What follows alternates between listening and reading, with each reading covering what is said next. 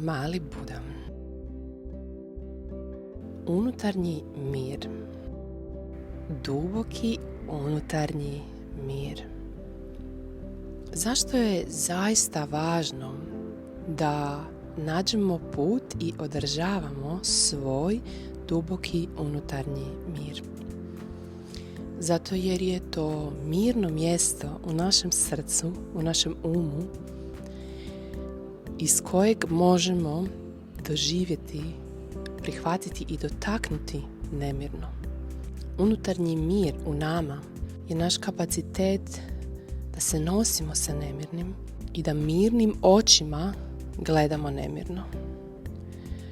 Zato je unutarnji mir jako važan, jer on nam daje prostor između naše reaktivnosti i mogućnosti odabira, između našeg automatskog ponašanja i našeg odabranog svjesnog ponašanja.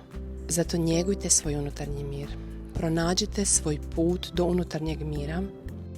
Probajte iz mira doživjeti nemir, jer u tome je razlika da li mi surfamo na valovima života ili se potapamo u njima. Vidimo se, dragi moji.